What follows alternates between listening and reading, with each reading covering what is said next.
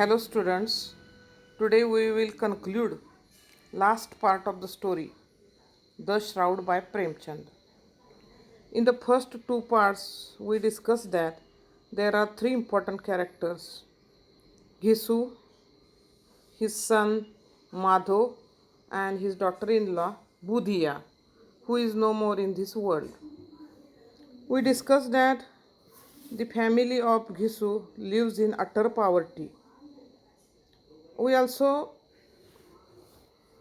noticed that Premchand has thrown light on the characters of Ghisu and Madhu, who are lazy persons, they are greedy, they are selfish and unwilling to work for livelihood. They want comfortable life, they choose to live on charity and begging and particularly stealing. They are real parasites on the society. They expect Budhiya to die and Budhiya dies. And what happens that they wanted to collect money for her uh, funeral, for ritual. They want to buy shroud and they collect money. Zamindar gives 2 rupees, other banyas, shopkeepers, they add 3 rupees and they have 5 rupees total in their hands. And what happens with these 5 rupees that we can discuss in last part of this story. Uh, they have now 5 rupees in their hands. As they reached the market, Gisu said, "We have got enough firewood for the pyre. What do you say?" So they are now making arrangements for the last rites of Budhiya. First of all, they want firewood, but they have enough firewood. Yes, there's enough wood. We only need the shroud now. So they are in need of shroud and they decide to buy a cheap one. Let's get a cheap one. Of course, it will be night. When the corpse is carried to the pyre, no one will look at the shroud. With these 5 rupees in the hands of father and son, actually they have decided to purchase shroud and they decide that they will purchase cheap one because it's a night time and no one will look at the pyre. They comment on the particularly injustice that is done. They say that what an unjust custom. They comment on the customs. She who didn't have tattered rags to cover her body while alive must now have a new shroud. This is the contrast. They comment that when she was alive, she has not got a even tattered rags to cover her body, but she has got a new one after her death. And they comment on this custom which is unjust according to them. They say that, and it burns to ashes with corpse. So it does. Now, if we had these 5 rupees earlier, we could have bought her some medicine. And what happened that they say that to buy new shroud for dead body is useless according to Madho and Ghisu. And they say that when she was alive and if they have got that 5 rupees, probably they have provided medicines for Budhiya. Further, what happens? One was trying to gauge what the other was thinking. They kept wandering around in the market until it was evening.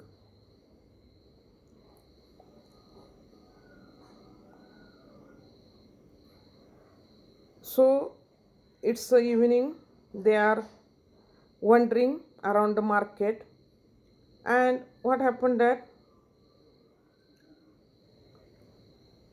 they found themselves in front of a country liquor shop.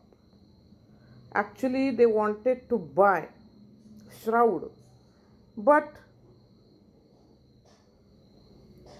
they found themselves in front of a country liquor shop and they entered it together for a while, stood hesitantly.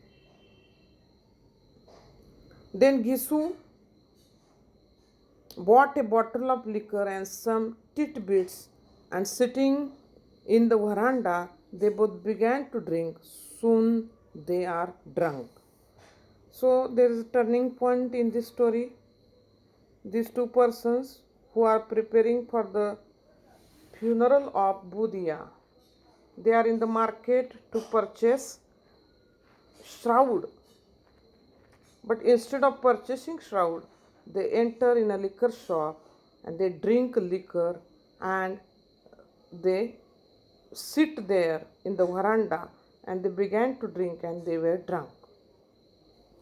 After drinking, there is a dialogue between father and son. They are talking about what's the naked reality that they have faced. They comment on the system of society, the customs of the society. What good would it have done if we had bought the shroud? It would only be burnt to ashes, said Ghisu. So, according to Ghisu, shroud has no meaning at all. After, what good would it have done if we had bought the shroud? It would only be burnt to ashes. There is no use of shroud, it will be burnt into ashes. Madhav looked up at the heaven as though he was reassuring the angels of his innocence and said, "This is the way of the world. They give thousands of rupees to Brahmins. Who knows whether it brings them rewards in the next world? Rich people have money to burn, let them. What do we have?" Again, Premchand is throwing light on the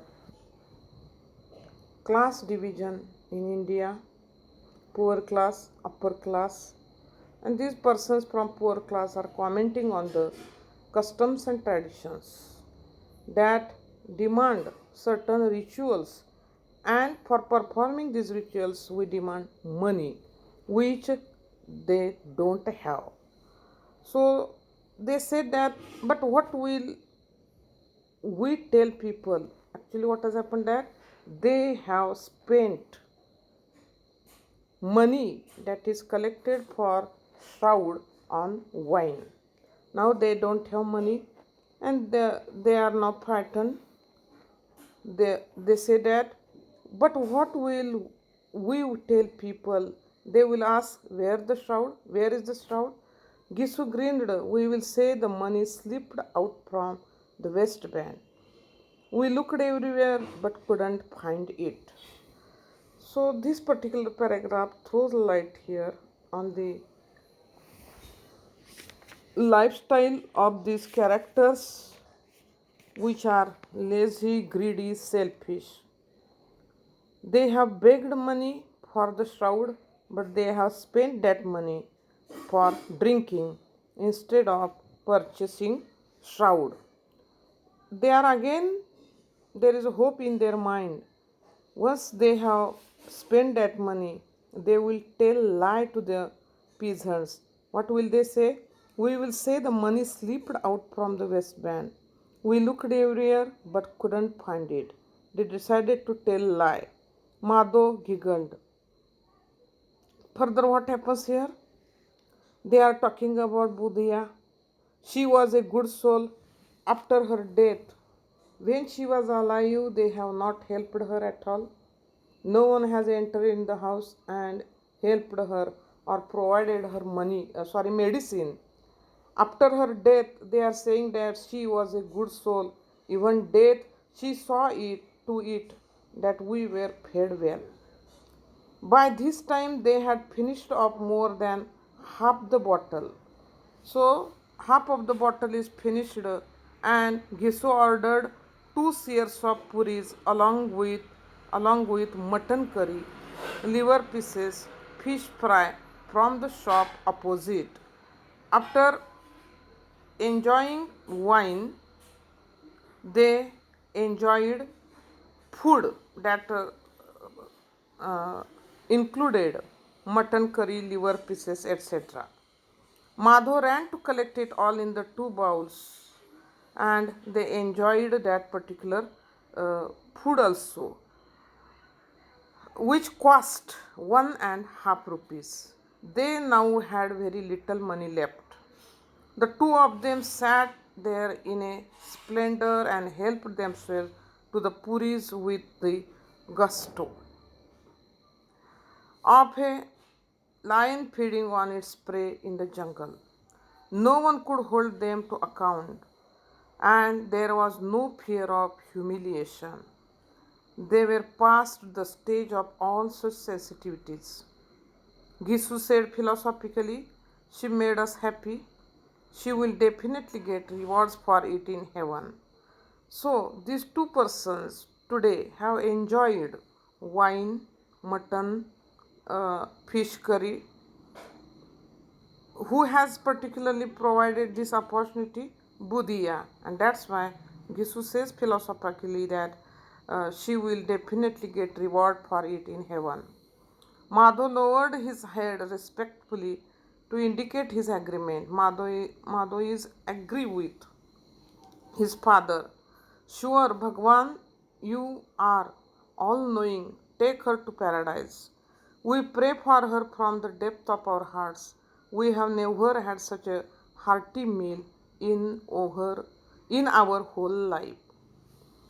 So they enjoyed drinking, they enjoyed eating, and they have given blessings to Buddhiya. They have prayed God to satisfy her soul. "We have never had such a hearty meal in our whole life." After a few moments, Madho had some doubts in his mind. What he says, "Dada, aren't we all bound for the same place sooner or later?" Gisu didn't deny uh, to reply to such a childish query. He looked at Madho reproachfully. While after drinking they are talking about all these things, they are saying that sooner or later we have to face death, which is ultimate. What answer will you give her there? If she asks why we didn't give her a shroud, Madhu asked, "Don't talk rubbish. She is going to ask, you can be sure of that." "How do you know that she won't have a shroud? Do you take me to be a donkey? I haven't lived in this world for 60 years for nothing. She will have a shroud, and a much better one than we could have given her." So, Gisu is here sure that though they have spent money that is collected for shroud, they will collect money again, and they will purchase shroud.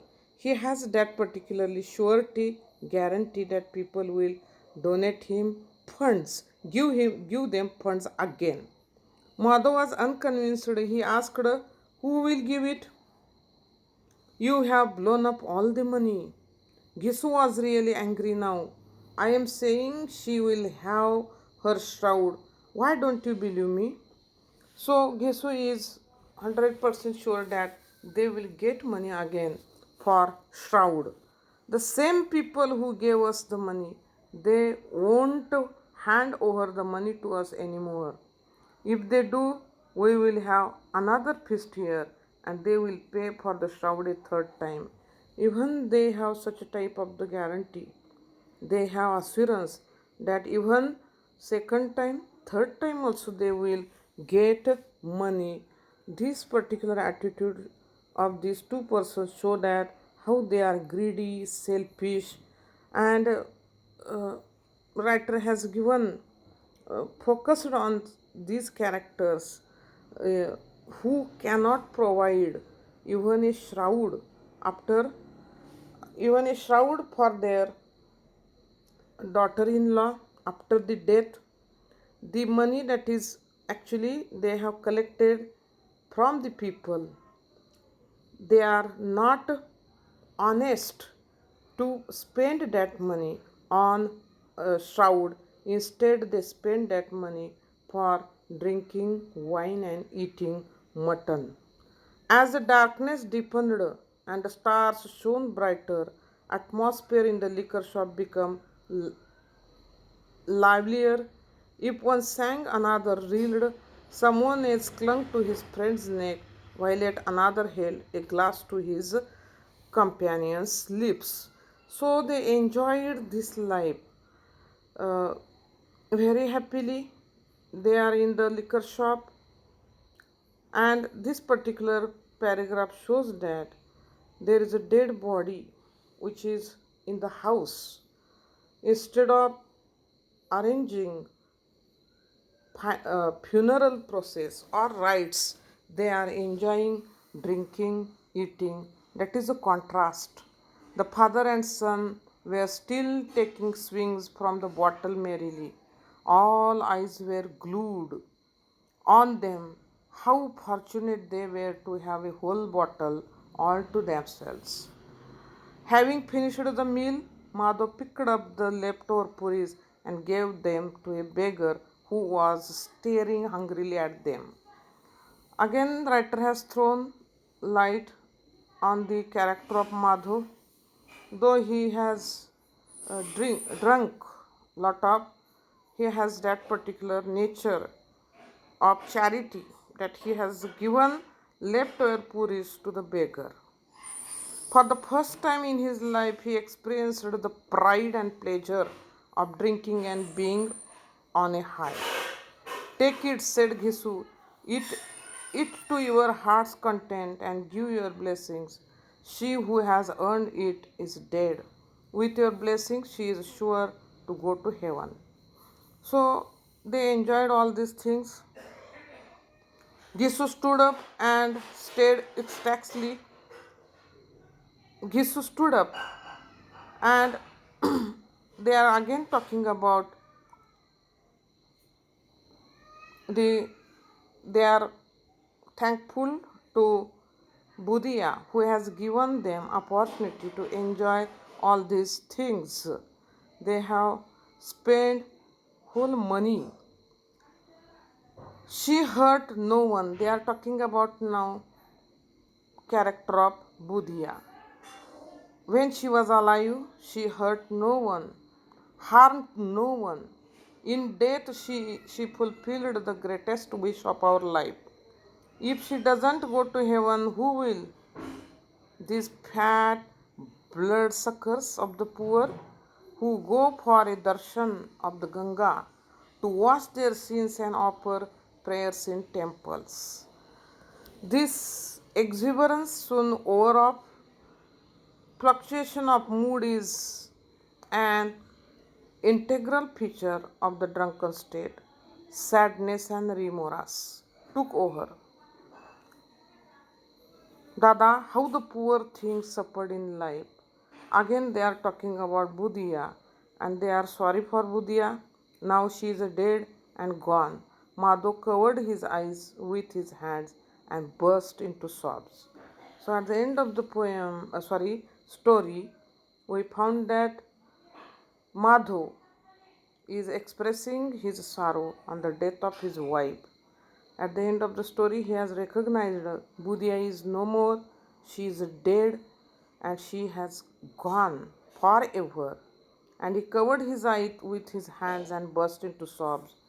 And as a father, Gisu consoled him. Don't cry, my son, be happy that she has been released from the web of Maya, from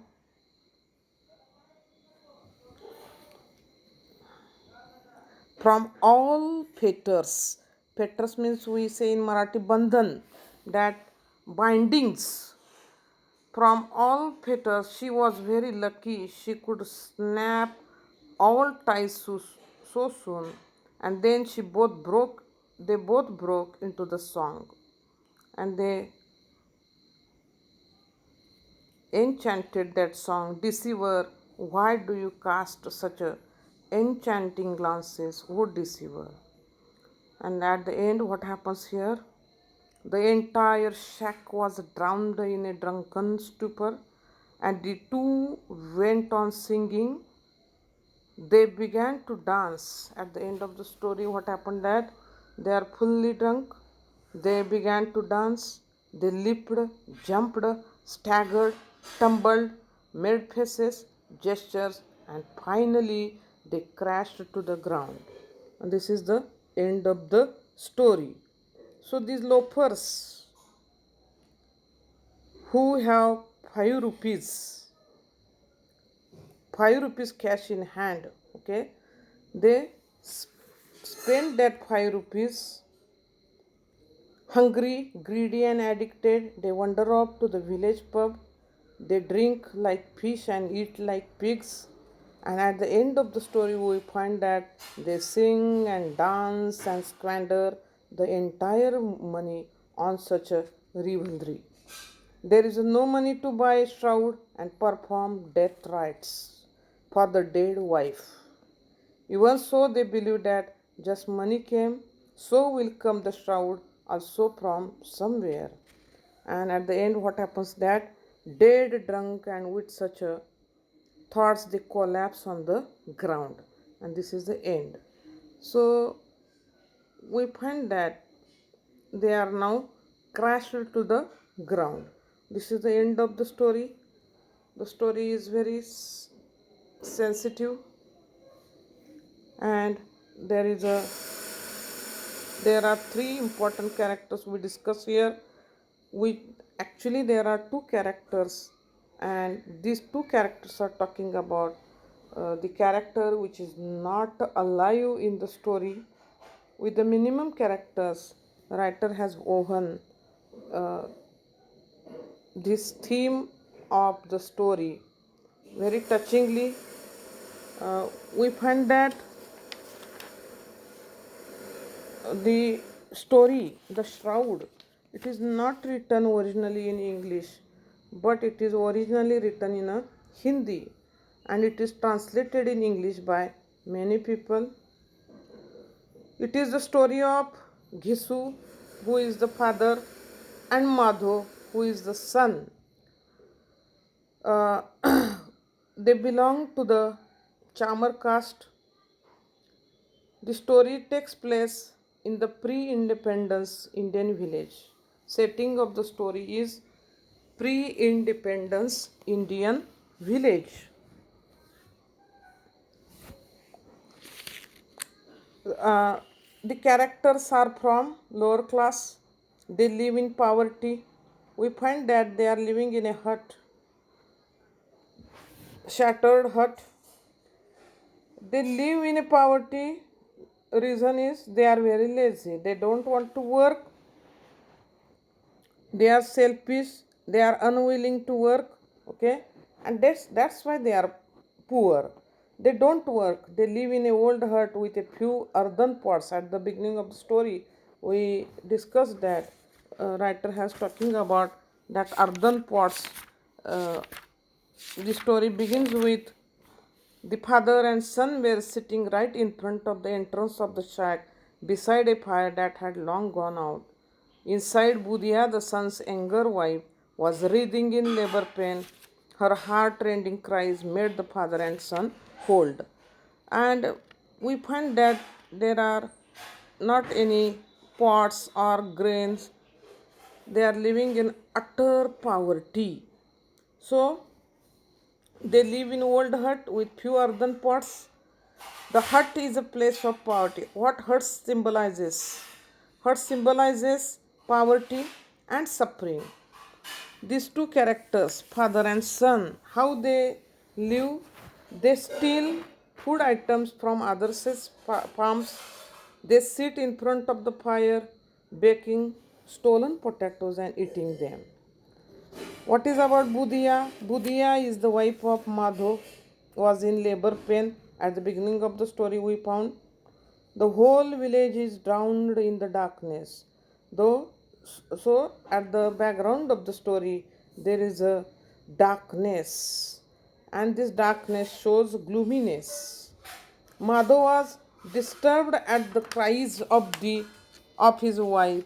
He wishes that she were better dead than suffering. When he listens cries of his wife, he cannot tolerate it. Instead of suffering, she will. It is better to be dead. He do not give her any medical aid.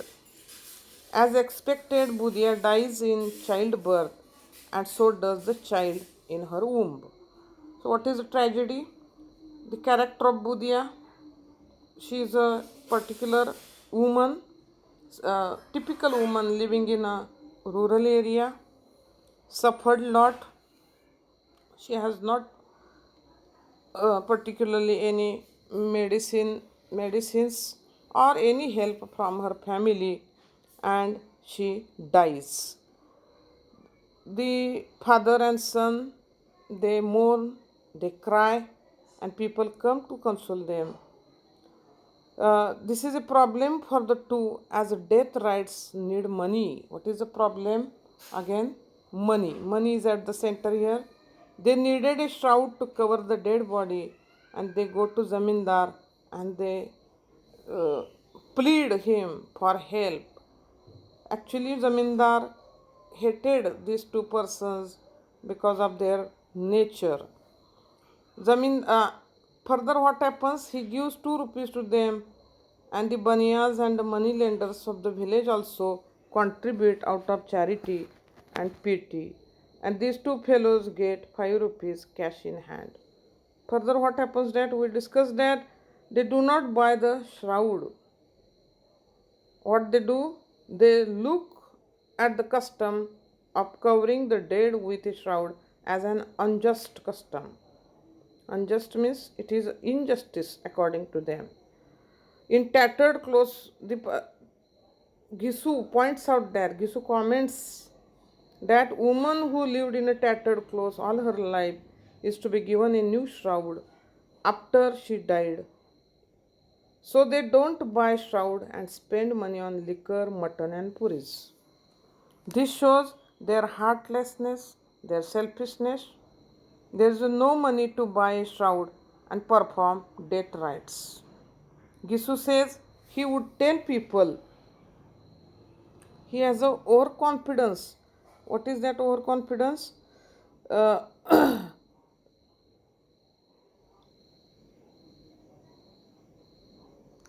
so they don't buy shroud and spend money on liquor, mutton and puris. This shows their heartlessness and selfishness. Gisu says that he would tell people that he lost money and long search proved useless. This would encourage people to give them more money. When they cannot eat more, they donate leftover puris to beggars. And they pray God for dead women. This event again shows their selfishness, but till the end, shroud does not come. At the end of the story, we find that there is no shroud. The hut itself is the shroud. Hut itself is the shroud covering the suffering and nakedness of the woman in the pains of childbirth. So, Premchand has thrown light on the sad condition of the women who suffer, the woman who lived life and she has not even sufficient clothes to cover her body. After death also she has not got shroud, and the hut symbolizes here as the shroud to cover the body of Budhya. Both the hut and the shroud have symbolic significance. The title, The Shroud, is thus very significant and apt one. It points to the central theme of the suffering and exploitation of women. So, Premchand, who is the writer of social realism, he has thrown light on social reality. He wants to convey message. He wants to convey message through this story that senselessness, cruelty, and injustice with which our social, cultural, and religious life is infected. He is invoking moral issues and trying to open the eyes of the people of upper class society. So, in a beautifully manner, in a apt manner, Premchand has uh, portrayed characters of Ghisu, Madho, and Budhiya, and he has commented on the social customs and traditions. Particularly, he has thrown light on the sad conditions of women who suffer. Particularly, we are talking about village life, rural India, which is under the impact of uh, superstitions. They are under the uh, influence of customs and traditions and rituals.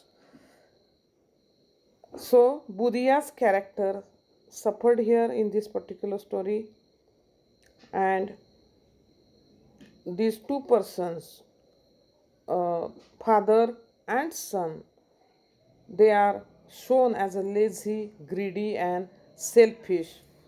So the short story as a form of an particularly form of a literature. Premchand has chosen this form of literature to show the social reality where we find injustice, exploitation of the women. He has very effectively shown this particular point. With this discussion, we can end this particular story. Vocabulary is given, typical words, childbirth, plung, agony, contentment. So you can study these difficult words and synonym words that are provided here. Read the story carefully and try to make notes on plot, characters, and theme, setting, and atmosphere of the story. So, setting of the story is particularly helpful to convey the moral message. The action happens in a small village drowned in a darkness of ignorance. So, story takes place at night and there is a darkness. Darkness is a symbol of ignorance, misery, exploitation, and senselessness and superstitious practices. The action of the story happens in a typical winter evening, okay, engulfing the village in darkness. Further, the hut is a place of poverty and suffering. Hut is very important symbol in the story, which symbolizes poverty and suffering of Budhiya, who has died while giving birth to the child. On it, death and doom hover like a hungry vultures. The world of moneylenders, on the other hand, writer has shown moneylenders, baniyas, and zamindars. Even the wine shop around is also hungry like vultures, trying to peck at the poor. So there is a clash between upper class and lower class that is discussed by writer. As the talk turns to the shroud, the readers slowly begin to see how the hut itself is the shroud. We discussed that hut is symbol of hut itself is the shroud, covering the suffering and nakedness of the woman uh, who has died in childbirth. So in this way we find that title of the story is appropriate and points out to the central experience of suffering and exploitation of a woman. Uh, so theme of the story, setting of the story, time and description all contribute to what is called atmosphere in the poem. Atmosphere refers to the ruling mood in a story, the shroud.